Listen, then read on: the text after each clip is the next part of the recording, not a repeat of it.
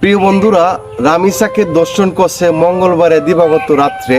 তো একটি বাসায় প্লেট বাসায় তারা ভাড়া থাকতো, একটু কাছাকাছি এই বাসা আর এই বাসা, এই রুম আর এই রুম। তো এরকম হাজার হাজার লাখ লাখ কোটি কোটি বাসা বাড়ি আমাদের বাংলাদেশে আছে। তো বাসা ভাড়া দেওয়া হইতাছে। তো 10 তলা 20 তলা 30 তলাও বাসাও আছে, বাসা ভাড়া দিতেছে। তো 1 তলাও আছে। তো বিশেষ করে আপনারা দেখেন, রামিসা একটি শিশু অল্প দিনে দুনিয়াতে আসছে। 7 থেকে 8 বছরের এই শিশু অলরেডি 2য় শ্রেণীতে সে উঠছে। তো বর্তমানে বর্তমানে বর্তমানে ডিজিটাল অনলাইন দেশ, মোবাইলের দেশ। আমাদের ইয়াং ফুলাফান বা ইয়াং মানুষ যারা দেখতেছি সবাই নেশার মাঝে আসক্ত। তো বেশি বেশি মানুষ বাংলাদেশে নেশার মাঝে আসক্ত থাকার কারণে নেশা খেয়ে তারা মাথা বা শরীর ঠিক থাকতে পারে না, বিদায় এগুলা কাজ করে। তো এই যে নেশা এমন একটা খারাপ নেশা, টাকা দিয়ে নেশা বাহির থেকে কিনে আনে। বাহির থেকে কিভাবে বাংলাদেশে আসে, তারা বেচে এবং কিনে, এবং তারা এগুলো জঘন্য কাম করে। তো এই জঘন্য কামের প্রতিদান খেলা দিবে সরকার, দিবে সরকার? তো দিবে না, সরকার তো টাকা দিয়ে সবকিছু মাফ করে দেয়। আপনারা জানেন, রামিসা 7 বছরের একটা শিশু, তাকে দর্শন করা হয়েছে। দর্শন করার পর তাকে গলা কাটছে, হাত কাটছে, পা কাটছে, এগুলা নদীতে নিয়ে ফালছে। তো অনেকটা সময় নিছে। তো রামিসায় একলা বাসা ছিল বিদায় আজকে তারা এই কাজটা করতে পারছে।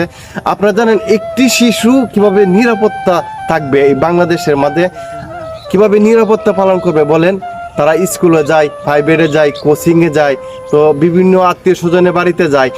ধরেন আমার গ্রামের বাড়ি আমার চাচার ঘর আছে, তো আমার মামাতো বাড়ি যাই, আমার খালার বাড়ি আছে, আমার ফুপুর বাড়ি আছে। তো আমার পাশাপাশি আমাদের গ্রামের অন্য অন্য তো গোষ্ঠী যারা আছে টুকটাক, এরা ফুলাফানের সাথে খেলাধুলা করে।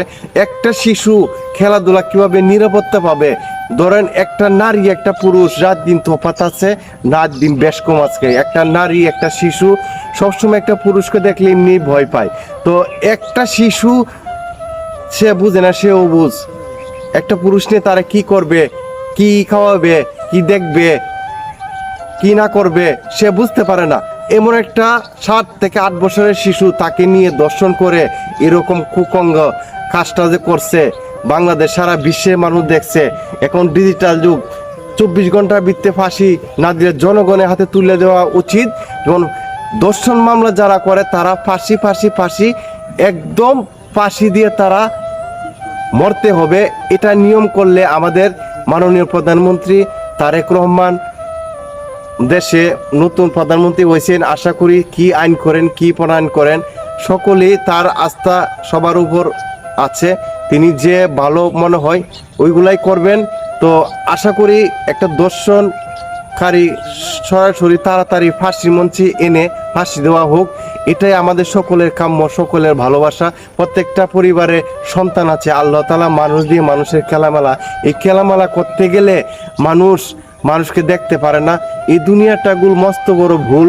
ইহকাল পরকাল, বেহেশ দুজক, আল্লাহর খেলামেলা। মানুষ মানুষের জন্য, জীবনের জন্য, মরণের জন্য। সবাই সুস্থ থাকবেন, ভালো থাকবেন, সন্তানের প্রতি খেয়াল রাখবেন। আসসালামু আলাইকুম।